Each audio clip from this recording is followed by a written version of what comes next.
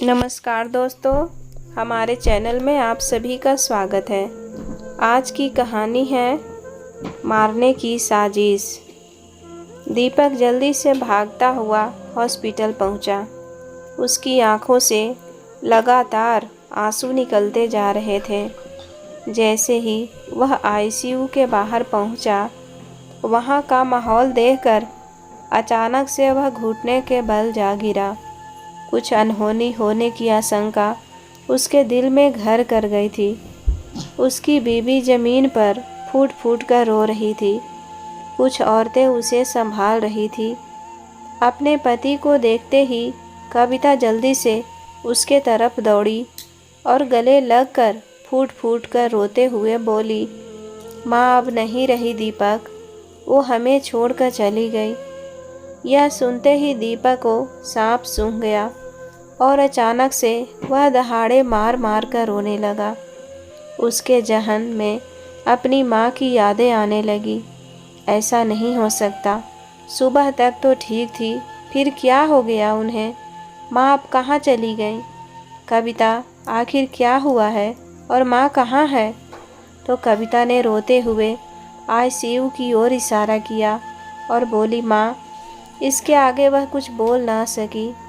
इतना सुनते ही दीपक माँ माँ पुकारते हुए उस तरफ दौड़ा। लेकिन जैसे ही वह अंदर गया और वहाँ का नज़ारा देखा, अंदर एक वृद्ध महिला की लाश स्ट्रेचर पर पड़ी थी, जो बुरी तरह से आग में झुलस चुकी थी।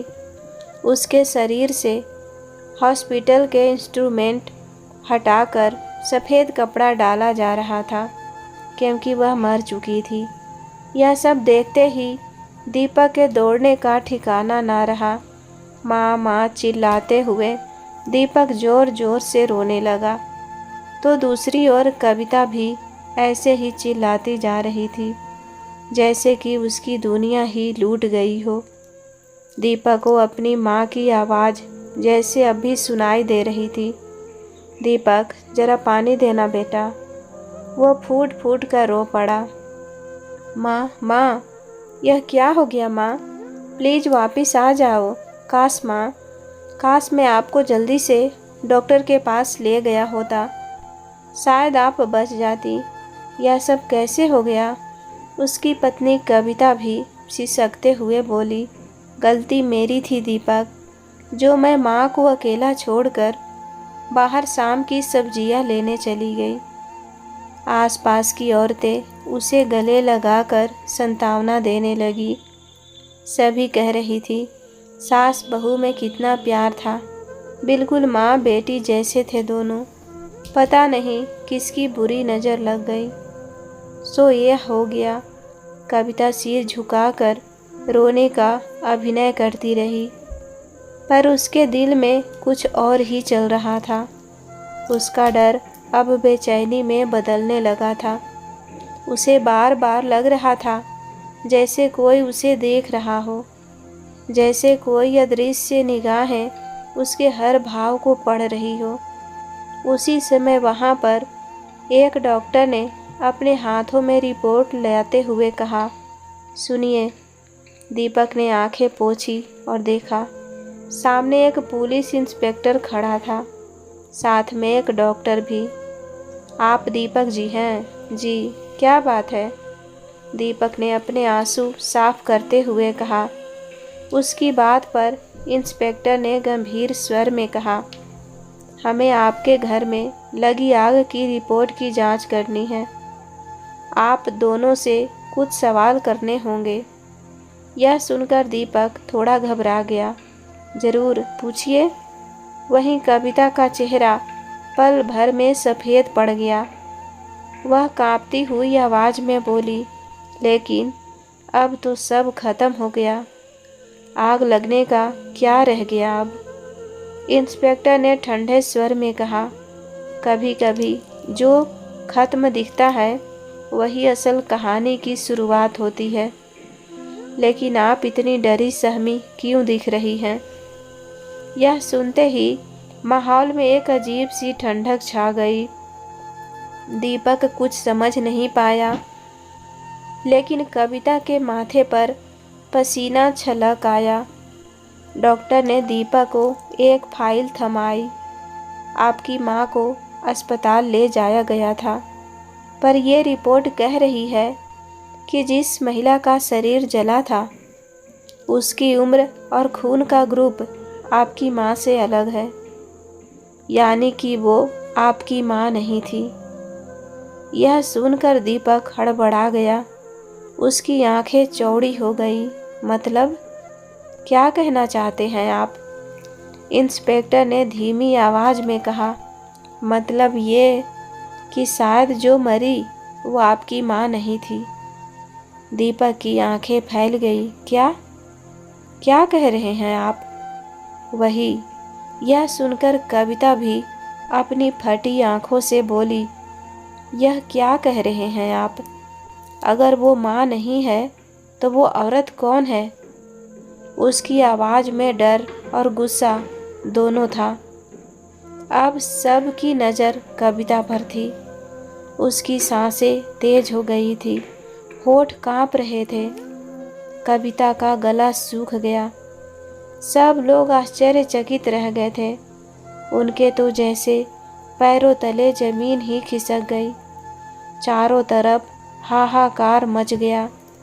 कविता को अपने कानों पर यकीन नहीं हो पा रहा था, तो दीपक के चेहरे पर खुशी और आश्चर्य के मिश्रित भाव थे। चलिए आपको बताते हैं कि जिस माँ का अंतिम संस्कार कुछ देर पहले दीपक ने अपने हाथों से किया था, आखिर वह सबके सामने सही सलामत कैसे खड़ी थी। दीपक कमला जी का इकलौता संतान था। पति की मृत्यु के बाद आर्थिक स्थिति अच्छी न होने के बावजूद भी कमला जी ने उसे बहुत अच्छी शिक्षा दी। अपने सुख सुविधा सब त्याग कर उसकी आंखों में पल रहे सपनों को पूरा करने की कोशिश की। दीपक भी इस बात को जानता था और अक्सर अपनी माँ से कहता कि जीवन के किसी भी मोड़ पर मैं आपको अकेला नहीं छोड़ूंगा, हमेशा आपका ध्यान रखूंगा, आपको हर सुख सुविधा देने की पूरी कोशिश करूंगा। धीरे धीरे समय बीतने लगा। पढ़ाई लिखाई पूरी होने के बाद दीपक को अच्छी नौकरी भी मिल गई और वह दिन भी जल्दी ही आ गया जब कविता दीपक की जिंदगी में उसकी पत्नी बनकर आई। कमला जी ने अपनी बहू को खूब लाड प्यार दिया। उनकी कोई बेटी नहीं थी, इसीलिए अपनी बेटी के हिस्से का प्यार भी उन्होंने अपनी बहू को दिया।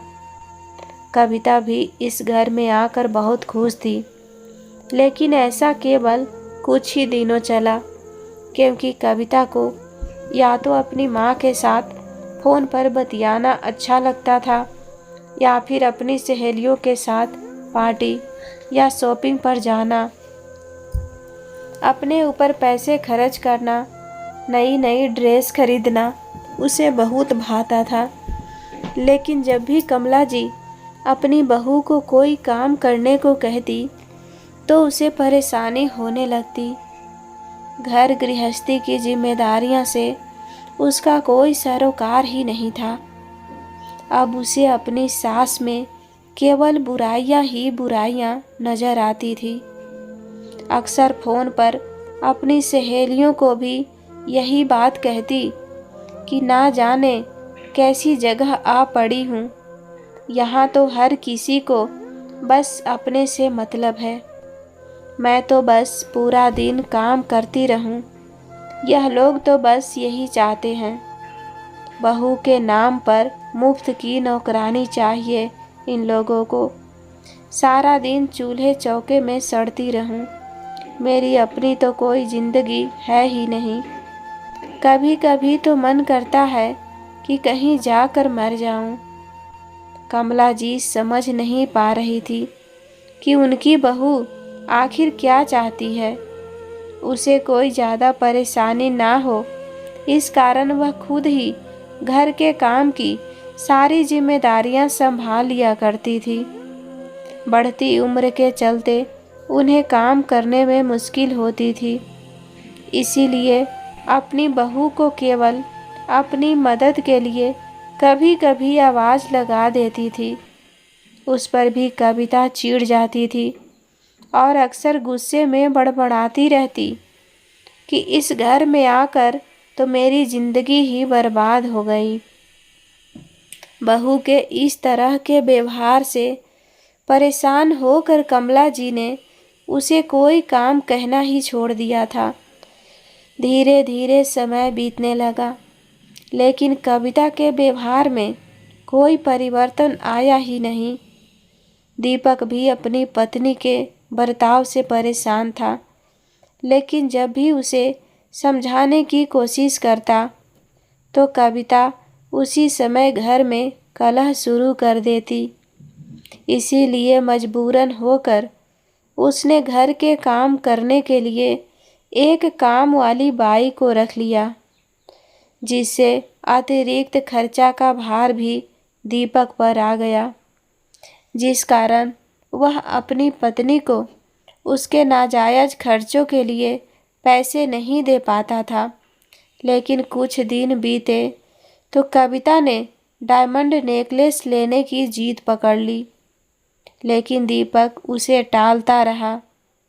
परेशान होकर कविता ने अपनी माँ को फ़ोन करके इस बारे में बताया और कहा कि माँ, जब से शादी करके इस घर में आई हूँ मैं तो परेशान हो गई हूँ। ना जाने कैसे भिखारी से पाला पड़ा है। तुम्हारे दामाद से तो मेरी एक डिमांड भी पूरी नहीं होती। अब मुझे रोज़ रोज़ इस तरह मन मार कर नहीं जिया जाता। अपनी बेटी को इस तरह परेशान देखकर कविता की माँ बोली, बेटी, कोई ज़रूरत नहीं इस तरह मन मार कर जीने की। जब तक वह तुम्हारी बात नहीं मानता तब तक अपनी जीत पर अड़ी रहना। अपनी माँ की बात कविता के दिमाग में पूरी तरह से बैठ गई। एक दिन जब दीपक ऑफिस से घर लौटा तो बुरी तरह से थका हुआ था। घर जाकर जैसे ही अपना ब्रीफ केस रखा तो सामने अपनी पत्नी कविता का गुस्से से फूला हुआ चेहरा देखा। दीपक शायद अपनी पत्नी के गुस्से का कारण जानता था, इसीलिए कविता को पानी लेने के लिए भी नहीं कहा और चुपचाप खुद ही जाकर रसोई घर से पानी का गिलास भर कर ले आया। लेकिन कविता कहाँ चुप रहने वाली थी। चिल्लाते हुए बोली, तुम्हें मालूम है कि आज मेरी किटी पार्टी में कितनी बेइज्जती हुई? मेरी सारी सहेलियां अपने डायमंड के गहने एक दूसरे को दिखा रही थी और मैं पिछले 6 महीनों से तुमसे हीरो का हार मांग रही हूँ, वह तुमसे ला कर नहीं दिया गया। हद होती है कंजूसी की। मैंने इतनी बड़ी चीज़ भी नहीं मांग ली कि तुम पूरी भी ना कर सको। मैं तुम्हें बता देती हूँ, अगली बार जब मैं किटी पार्टी में जाऊँगी तो अपना हीरो का हार पहन कर ही जाऊँगी। कविता ने चिल्लाते हुए कहा तो दीपक ने उसे प्यार से समझाते हुए कहा, देखो कविता, अभी मेरे पास इतने पैसे नहीं हैं। माँ बीमार रहती है, उनकी दवाइयाँ का भी खर्चा होता है और फिर अब काम वाली बाई लगाने के बाद खर्चा और भी बढ़ गया है। जब मेरे पास पैसे होंगे तो मैं खुद तुम्हें तुम्हारी पसंद की ज्वेलरी दिलवा दूंगा। अपने पति की बात सुनकर कविता उस समय तो चुप रह गई और डायमंड के नेकलेस के सपने देखने लगी। लेकिन अगले ही दिन जब दीपक ऑफिस से लौटा तो उसका मुंह लटका देखा। दरअसल पिछले 2 महीनों से उसका टारगेट पूरा ना हो पाने के कारण उसके बॉस ने उसे अच्छी खासी फटकार लगा दी और अपने जूनियर्स के सामने अपना अपमान होते देख दीपक से रहा नहीं गया और उसके अपने बॉस से बहस हो गई, जिसके चलते उसे कंपनी से निकाल दिया गया। दीपक को उदास देखकर कमला जी ने उसे अपने पास बैठाया और उससे पूछने लगी, क्या हुआ बेटा दीपक, तुम इतने परेशान क्यों हो? तभी दीपक ने बताया कि उसे कंपनी से बाहर कर दिया गया है। फिर बोला, दरअसल पिछले कुछ महीनों से घर का माहौल ही कुछ ऐसा चल रहा था, जिस कारण मैं अपने काम पर फोकस नहीं कर पाया और टारगेट पूरा नहीं हो पाया, जिस कारण बॉस मुझे खरी खोटी सुनाने लगा। लेकिन मैं भी कैसे बर्दाश्त करता। गुस्से में मैं भी उन्हें 2 बातें बोल दिया। इस वजह से मुझे कंपनी से निकाल दिया गया। लेकिन माँ, आप चिंता करने की कोई ज़रूरत नहीं है। मुझे जल्द ही कहीं और इससे भी अच्छी नौकरी मिल जाएगी। ऐसा कहकर दीपक उदास भाव से अपने कमरे में चला गया और कमला जी बेचारी सोच में पड़ गई कि आखिर घर का खर्चा कैसे चलेगा, क्योंकि दीपक के पास कोई जमा पूंजी भी नहीं थी। जॉब करके जो पैसे उसने इकट्ठे किए थे, उन पैसों को तो उसने यह घर खरीदने में खर्चा कर दिया। अपने बेटे की चिंता कमला जी को खाए जा रहा था। उधर जब दीपक ने अपनी नौकरी छूटने के बाद कविता को बताई तो कविता सर पकड़कर बैठ गई। वह यह सोचकर हैरान थी कि अब उसके शौक कैसे पूरे हो पाएंगे।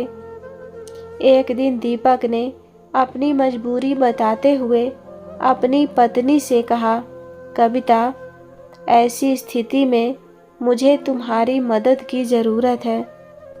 तो कविता हैरान होते हुए बोली, भला मैं आपकी क्या मदद कर सकती हूँ?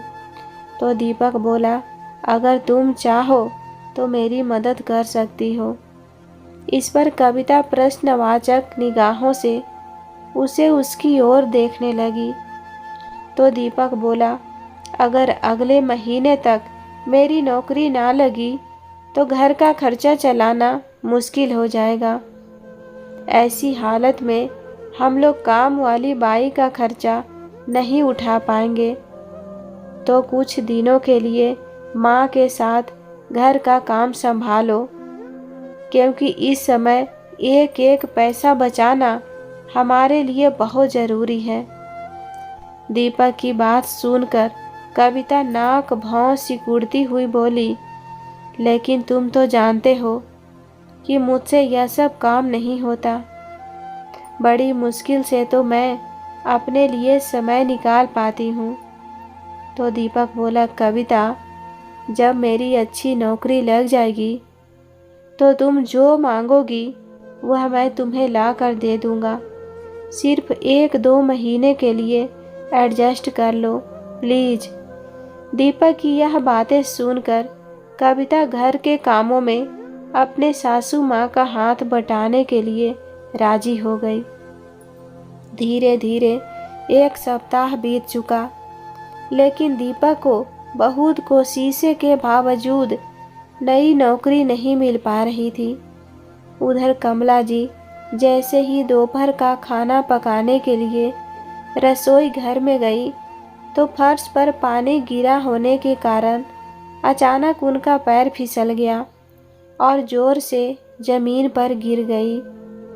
दीपक उनके चिल्लाने की आवाज़ सुनकर दौड़ा दौड़ा आया और अपनी पत्नी की मदद से कमला जी को किसी तरह बिस्तर पर लेटाया। लेकिन कमला जी दर्द से कराहती जा रही थी और धीरे धीरे दर्द असहनीय होता जा रहा था। दीपक उन्हें डॉक्टर के पास ले गया। डॉक्टर ने जांच की तो मालूम पड़ा कि उनके बाजू की हड्डी में हल्का फ्रैक्चर हो गया है। उनकी कमर में भी बहुत ज़्यादा दर्द हो रहा था, जिस कारण डॉक्टर ने उन्हें कुछ समय के लिए बेड रेस्ट करने को कह दिया। नौकरी छूटने और माँ की चोट से दीपक बहुत परेशान हो गया। अब उसका खर्चा और भी ज़्यादा बढ़ गया था। लेकिन कविता उससे भी ज़्यादा परेशान हो गई, क्योंकि एक तो काम वाली बाई चली गई, तो दूसरी ओर उसकी सासू माँ, जो सारा दिन घर पर काम वाली बाई की तरह ही काम करती रहती थी, बिस्तर पर बैठ गई। अब खाना पकाना, साफ सफाई करना, बर्तन कपड़े धोना, सारे कामों की जिम्मेदारी कविता पर आ चुकी थी। साथ ही साथ उसे कमला जी के भी सारे काम करने पड़ते थे। हालांकि कमला जी अपनी लाठी के सहारे बाथरूम तक तो जैसे तैसे चली जाती थी, लेकिन उन्हें हाथ में खाना देना, दवाइयाँ देना और उनके छोटे छोटे काम भी कविता को मुसीबत लगने लगा। दीपक अक्सर नौकरी की तलाश में सुबह सुबह निकल जाता था और बच्चों को भी स्कूल जाना होता था, इसीलिए कविता को सुबह सुबह उठना पड़ता। एक दिन सुबह जब नाश्ता पानी निपटाकर जैसे ही कविता अपने कमरे में जाकर बैठी, तो अपनी माँ से फ़ोन पर बातें करने लगी। माँ, तुम जानती नहीं कि मेरे सर पर कितनी बड़ी मुसीबत आ गई है। सारा दिन काम वाली बाई की तरह काम में जुटी रहती हूँ, एक पल को भी नहीं आराम है। नौकरों से भी बदतर हालत हो गई है मेरी। अभी कविता अपनी माँ से फ़ोन पर बात कर ही रही थी, तभी कमला जी की आवाज़ आई, बहू, मुझे एक कप चाय तो बनाकर दे देना, बहुत ठंड लग रही है। अपनी सासू माँ की यह बात सुनकर कविता अपनी माँ से कहने लगी, क्या बताऊँ माँ, ना जाने कब ठीक होगी मेरी सास। अब तो इतने दिन हो गए हैं, फिर भी अभी तक बिस्तर पर पड़ी ही रहती हैं। मुझे तो लगता है कि इन्हें कोई चोट वोट नहीं आई, यह तो बस चोट का ड्रामा कर रही हैं। ना जाने कब उठेंगे। सारा दिन घर का काम करते करते मैं तो पागल ही हो जाऊंगी, और यहाँ यह महारानी पूरा दिन बिस्तर पर आराम फरमा रही है। माँ बेटी में यह बातें हो रही थी कि फिर से कमला जी की आवाज़ आई, कविता बहू, बाकी का काम हो गया हो तो मुझे भी चाय नाश्ता दे दो, बहुत भूख लगी है। सासू माँ की आवाज़ सुनते ही फ़ोन रखकर कविता गुस्से में उठी और पैर पटकते हुए किचन की ओर चली गई। झल्लाते घूमते हुए उसने चाय बनाई और साथ में 2 रोटियां रखकर अपनी सासू माँ के सामने पटक दी। आखिर मैं भी तो इंसान हूँ, सुबह से काम करते करते थक गई थी। अगर थोड़ी देर के लिए अपने कमरे में जाकर आराम करने लगी तो कौन सी मुसीबत आन पड़ी। बहू की तीखी बातें सुनकर कमला जी की आंखों में आंसू आ गए और बोली, बहू, मुझे भी बार बार तुम्हें परेशान करना अच्छा नहीं लगता, लेकिन क्या करूं, मजबूरी के कारण मैं बिस्तर पर पड़ी हूँ। मेरी हालत ऐसी ना होती तो मैं कभी ना बैठती, और फिर सुख दुख में, हर परेशानी में परिवार के सदस्य ही तो एक दूसरे के काम आते हैं। तभी कविता बोली, जब बैठे बैठे सब कुछ मिल रहा है तो फिर यह फालतू के भाषण देने की क्या ज़रूरत है। थोड़ी ही देर में कविता के फ़ोन की घंटी फिर बज उठी। फिर से उसकी माँ का फ़ोन आया था, बेटी कविता, तेरी हालत देखकर तो मुझे चिंता खाए जा रही है। कितनी परेशानी झेलनी पड़ रही है मेरी बच्ची को। तभी कविता बोली, क्या करूँ माँ, एक तरफ तो पैसों की तंगी और दूसरी तरफ दिन भर मैं इन महारानी के नखरे झेलती हूँ। समझ में नहीं आता कि किस तरह अपनी सास से छुटकारा पाऊँ। अगर मैं इन्हें वृद्धा आश्रम भेजने की बात कहूँगी तो तुम्हारे दामाद इस बात को कभी मंजूरी नहीं करेंगे। तुम ही बताओ इस समस्या का क्या समाधान है। निराशा भरे स्वर में कविता ने कहा। तो उसकी माँ बोली, बेटी तुम चिंता मत करो, मेरे पास इस समस्या का हल है। माँ की बात सुनते ही कविता खुशी से चहक उठी और पूछने लगी, कौन सा हल है माँ? मुझे भी बताओ। तो उसकी माँ बोली, मेरे पास एक समाधान है जिससे तुम्हारी सारी मुश्किलें हल हो जाएगी और एक ही तीर से 2 निशाने लग जाएंगे। क्या मतलब माँ? मैं समझी नहीं। कविता बोली तो उसकी माँ ने कहा, अरे बेटा, अगर तुम अपनी सास से छुटकारा पाना चाहती हो तो उसे अपने रास्ते से क्यों नहीं हटा देती? तुम्हारी सारी मुश्किलें आसान हो जाएगी। ना तो तुम्हें रोज़ रोज़ की यह परेशानी झेलनी पड़ेगी, ना ही उनकी दवाइयों का खर्चा उठाना पड़ेगा, और ऊपर से सासू माँ के बीमा के पैसे मिलेंगे सो अलग। अपनी माँ की यह बात सुनते ही कविता मुंह बनाते हुए बोली, क्या माँ, आप भी कैसी बातें कर रही हैं? कितना बहियात आइडिया है आपका। मैं भला अपनी सास को कैसे अपने रास्ते से हटा सकती हूँ? इससे पहले कि उसकी माँ कुछ बोलती, इतने में दरवाजे पर कोरियर वाले ने घंटी बजाई तो कविता ने फ़ोन रख दिया और कोरियर वाले के पास गई, पर कोरियर लेकर अपने काम में व्यस्त हो गई। लेकिन काम करते करते बार बार उसे अपनी माँ की कही गई बातें याद आ रही थी। कविता दिन भर सोच में डूबी रही कि आखिर कैसे कोई हल निकाला जाए। फिर अपनी माँ द्वारा दिए गए सुझाव के बारे में सोचने लगी। पहले अपनी माँ की जो बात उसे बेहुदा लग रही थी, अब वह इस दिशा में अपने कदम बढ़ाने की सोच रही थी। उसे ऐसा लगने लगा कि कोई ऐसा कदम उठाकर वह अपनी सारी परेशानियों से आज़ाद हो जाएगी। बहुत सोचने के बाद उसने एक आइडिया आया। अगले दिन सुबह हुई तो कमला जी ने अपने बेटे से कहा, बेटा, आज डॉक्टर को दिखाने जाना है। तो दीपक बोला, माँ, आज तो मैं नहीं जा सकता। आज मेरा इंटरव्यू है और मुझे लगता है कि आज बात बन ही जाएगी। मैं आपको कल डॉक्टर को दिखाने ले चलूँगा। ऐसा कहकर दीपक अपनी माँ का आशीर्वाद लेकर इंटरव्यू देने चला गया। सब लोगों के चले जाने के बाद कविता अपने नापाक इरादों को अंजाम देने में जुट गई। रसोई में जाकर गैस का रेगुलेटर खुला छोड़ दिया और जल्दी से पैसे और थैला उठाकर सब्जियां लेने मार्केट चली गई। जाते समय उसने घर की बत्ती भी बंद कर दी। अब कमला जी घर पर बिल्कुल अकेली थी, लेकिन वह काफ़ी समय से गहरी नींद में सोई थी। इसीलिए कविता के जाने के कुछ समय बाद ही कमला जी अपनी बहू को पानी देने के लिए आवाज़ लगाती रही, लेकिन ना तो कविता का जवाब आया और ना ही वह स्वयं आई। करीब 1 घंटा बीत जाने के बाद रसोई घर में आग लग गई और पूरा घर धुएं से भर गया।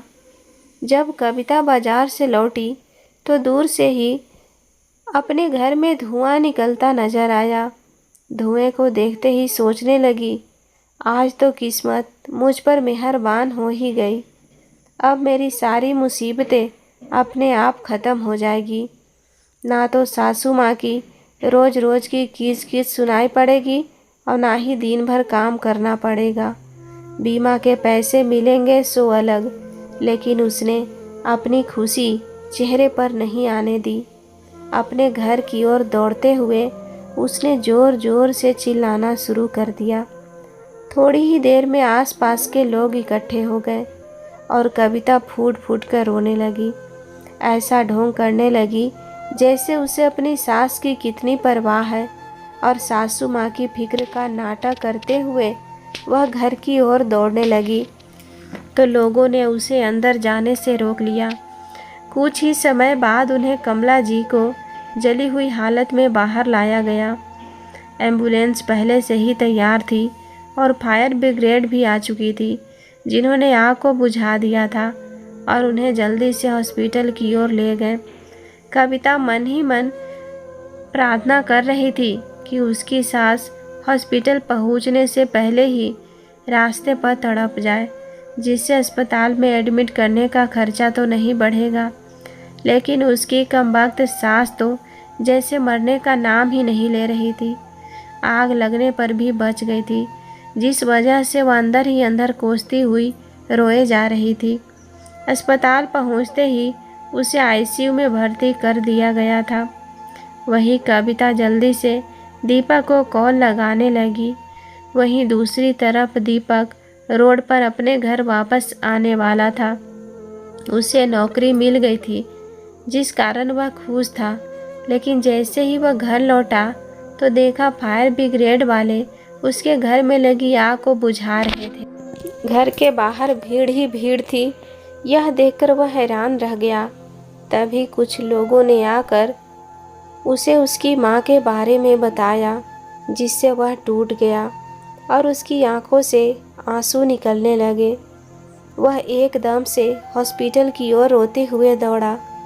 उसकी आंखों से लगातार आंसू निकलते जा रहे थे। जैसे ही वह आईसीयू के बाहर पहुंचा, वहां का माहौल देखकर अचानक से वह घुटने के बल जा गिरा। कुछ अनहोनी होने की आशंका उसके दिल में घर कर गई थी। उसकी बीवी जमीन पर फूट फूट कर रो रही थी। कुछ औरतें उसे संभाल रही थी। अपने पति को देखते ही कविता जल्दी से उसके तरफ दौड़ी और गले लगकर फूट फूट कर रोते हुए बोली, माँ अब नहीं रही दीपक, वो हमें छोड़कर चली गई। यह सुनते ही दीपक को सांप सूंघ गया और अचानक से वह दहाड़े मार मार कर रोने लगा। उसके जहन में अपनी माँ की यादें आने लगी। ऐसा नहीं हो सकता, सुबह तक तो ठीक थी, फिर क्या हो गया? माँ आप कहाँ चली गई? कविता आखिर क्या हुआ है और माँ कहाँ है? तो कविता ने रोते हुए आईसीयू की ओर इशारा किया और बोली, माँ। इसके आगे वह कुछ और बोल ना सकी। इतना सुनते ही दीपक माँ माँ पुकारते हुए उस तरफ दौड़ा। लेकिन जैसे ही वह अंदर गया और वहाँ का नज़ारा देखा, अंदर एक वृद्ध महिला की लाश स्ट्रेचर पर पड़ी थी, जो बुरी तरह से आग में झुलस चुकी थी। उसके शरीर से हॉस्पिटल के इंस्ट्रूमेंट हटाकर सफ़ेद कपड़ा डाला जा रहा था, क्योंकि वह मर चुकी थी। यह सब देखते ही दीपक के दौड़ने का ठिकाना ना रहा। माँ माँ चिल्लाते हुए दीपक ज़ोर ज़ोर से रोने लगा। तो दूसरी ओर कविता भी ऐसे ही चिल्लाती जा रही थी, जैसे कि उसकी दुनिया ही लूट गई हो। दीपक को अपनी माँ की आवाज़ जैसे अभी सुनाई दे रही थी, दीपक जरा पानी देना बेटा। वह फूट फूट कर रो पड़ा। माँ माँ, यह क्या हो गया माँ? प्लीज़ वापस आ जाओ। काश माँ, काश मैं आपको जल्दी से डॉक्टर के पास ले गया होता, शायद आप बच जाती। यह सब कैसे हो गया?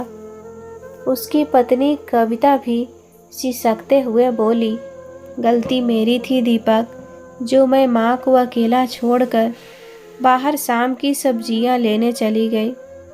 आसपास की औरतें उसे गले लगाकर सांत्वना देने लगी। सभी कह रही थी सास बहू में कितना प्यार था, बिल्कुल माँ बेटी जैसे थे दोनों। पता नहीं किसकी बुरी नज़र लग गई तो यह हो गया। कविता सिर झुकाकर रोने का अभिनय करती रही, पर उसके दिल में कुछ और ही चल रहा था। उसका डर अब बेचैनी में बदलने लगा था। उसे बार बार लग रहा था जैसे कोई उसे देख रहा हो, जैसे कोई यह दृश्य निगाहें उसके हर भाव को पढ़ रही हो। उसी समय वहाँ पर एक डॉक्टर ने अपनी हाथों में रिपोर्ट लाते हुए कहा, सुनिए। दीपक ने आंखें पोंछी और देखा सामने एक पुलिस इंस्पेक्टर खड़ा था, साथ में एक डॉक्टर भी। आप दीपक जी हैं? जी, क्या बात है? दीपक ने अपने आंसू साफ करते हुए कहा। उसकी बात पर इंस्पेक्टर ने गंभीर स्वर में कहा, हमें आपके घर में लगी आग की रिपोर्ट की जांच करनी है। आप दोनों से कुछ सवाल करने होंगे। यह सुनकर दीपक थोड़ा घबरा गया। जरूर, पूछिए। वहीं कविता का चेहरा पल भर में सफ़ेद पड़ गया। वह कांपती आवाज़ में बोली, लेकिन अब तो सब खत्म हो गया। आग लगने का क्या रह गया अब?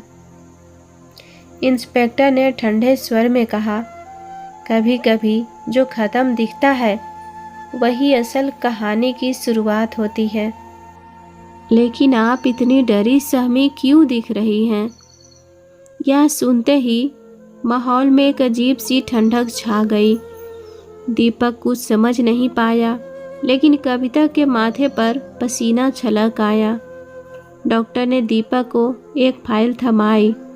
आपकी माँ को अस्पताल ले जाया गया था, पर यह रिपोर्ट कह रही है कि जिस महिला का शरीर जला था उसकी उम्र और खून का ग्रुप आपकी माँ से अलग है, यानी कि वो आपकी माँ नहीं थी। यह सुनकर दीपक हड़बड़ा गया।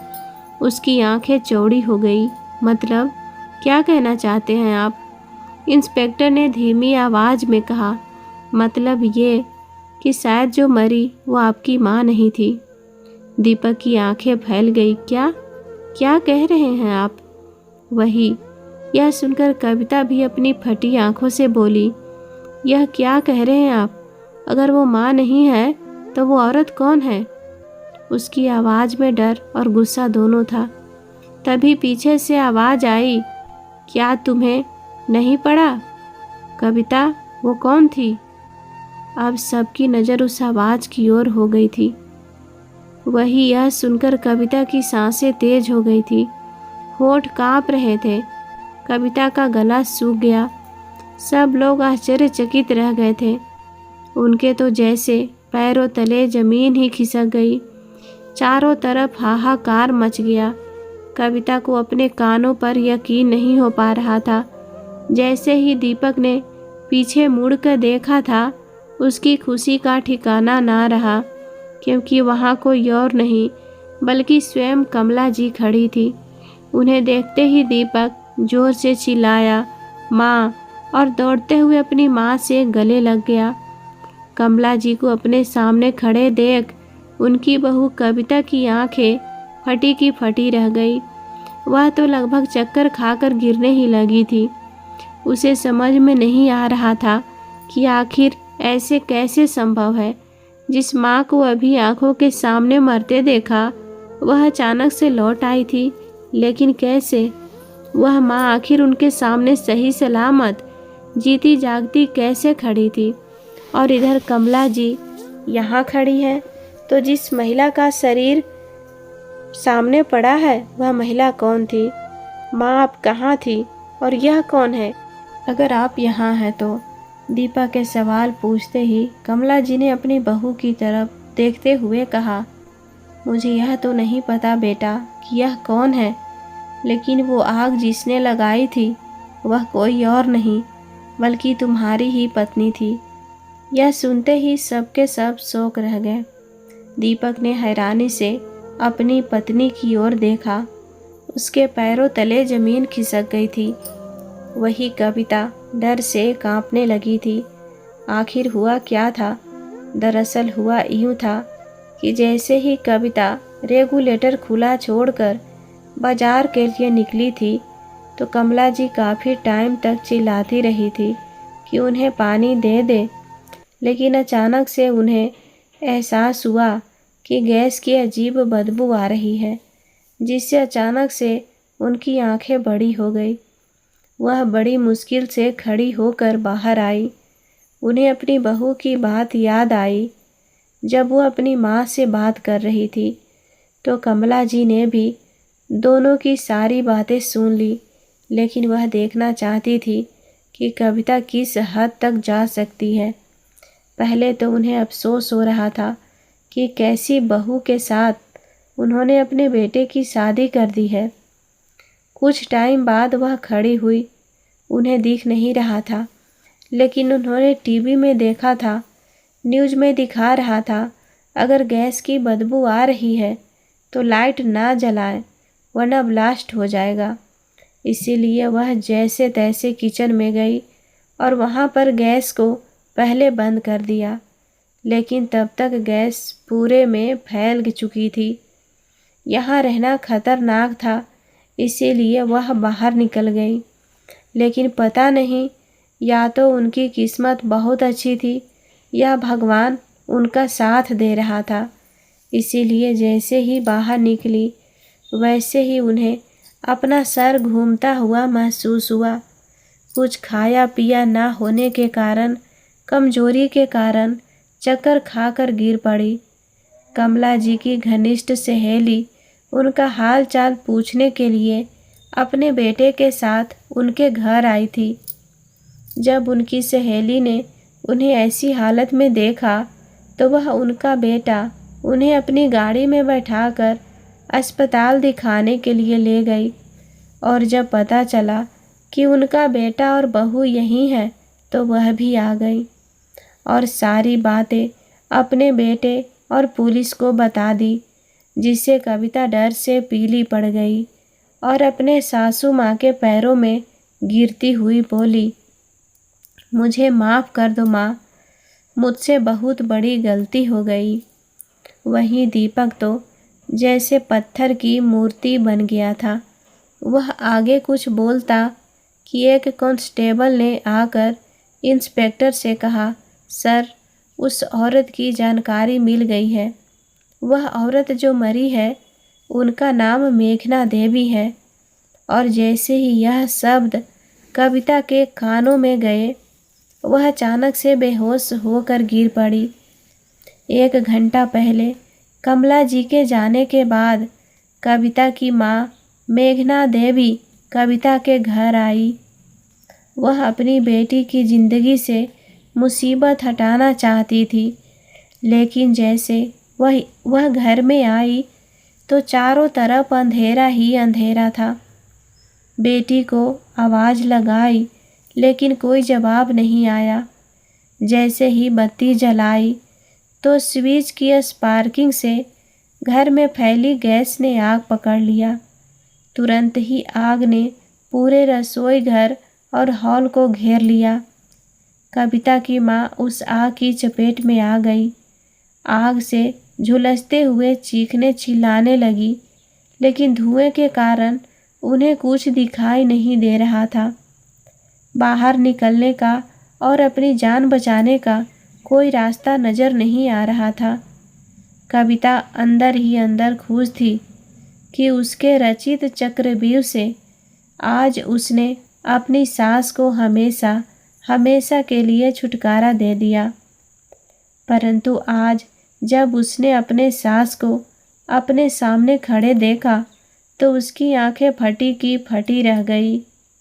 इधर कमला जी भी यह समझने में असमर्थ थी कि आखिर यह सब क्या हो रहा था। जब उसे पता चला जलने वाली औरत उसकी सासू माँ नहीं बल्कि उसकी अपनी माँ थी, यह बात सुनते ही कविता का दिल दहल गया। उसे तो जैसे काटो तो खून नहीं। अक्सर बड़े बुजुर्गों से सुनते आए हैं कि जो दूसरों के लिए गड्ढा खोदता है वह खुद ही उस गड्ढे में गिरता है। आज यह बात साबित हो चुकी थी। उसे यकीन नहीं हो पा रहा था कि जो जाल वह अपनी सासू माँ के लिए बिछाने जा रही थी, उसी जाल में तो दरअसल उसकी माँ ही फंस चुकी थी और आग में बुरी तरह झुलस कर मर चुकी थी। अपने ही हाथों अपनी माँ की ज़िंदगी ख़त्म कर दी थी उसने। कुदरत का इंसाफ हो चुका था और कविता इस इंसाफ से स्तब्ध थी। ढोंग के आंसू अब वास्तविक आंसू में तब्दील हो चुके थे। होश आते ही कविता पर दुखों का पहाड़ टूट पड़ा था। वही कमला जी अपनी बहू से बहुत नाराज थी, लेकिन जब देखा उसकी माँ मर गई तो उनका दिल भी पसीज गया। लेकिन दीपक अभी भी कविता से मुंह मोड़ चुका था। माँ, मैंने खुद अपनी माँ को मार दिया। सब उसे देख रहे थे, लेकिन किसी को तरस नहीं आ रहा था। वो खुद को थप्पड़ मारती रहती है। वो बड़बड़ाने लगी, मैं तो बस थोड़ी देर के लिए गैस छोड़ी थी, बस एक सबक सिखाना चाहती थी। पर माँ, मेरी माँ, वो चिल्लाने लगी, माँ कहाँ हो, वापिस आ जाओ। और अचानक अपनी ही गोद में सिर पटक लिया। दीपक भागकर उसके पास आया, पर वो बेकाबू थी। मैंने अपनी ही माँ को मार दिया। माँ, माफ़ कर दो मुझे। मैं तुम्हें नहीं जलाना चाहती थी। मैं तो सासू माँ के लिए था। क्या सुनते ही दीपक ने उसे छोड़ दिया। उसकी चीख पूरे हॉस्पिटल में गूंज गई। कविता जमीन पर गिर पड़ी थी, अपने बाल खींचते हुए जोर जोर से हंसने और रोने लगी। देखो देखो माँ, अब हंस रही है। वो मुझे बुला रही है। वो आग से नहीं मरी, वो यहीं है, यहीं। पुलिस ने उसे पकड़ने की कोशिश की, पर वो उसे धक्का देकर दीवार से जा टकराई। फिर वह वहीं जमीन पर गिरकर कराहते हुए बोली, मैंने जो आग लगाई थी वही अब मुझे जला रही है। कुछ ही पलों में डॉक्टर और पुलिस दोनों आ गए। डॉक्टर ने धीमे से कहा, शौक और गिल्ट से इनका मानसिक संतुलन बिगड़ गया है। दीपक ने सिर झुका लिया, आंखों से आंसू गिरे, उसकी आवाज़ कांपी। कविता, ये सज़ा भगवान ने नहीं दी, तुम्हारे ज़मीर ने खुद दी है। वह अपनी माँ को लेकर वहाँ से चला गया। कविता चिल्लाती रही, लेकिन वह रुका नहीं।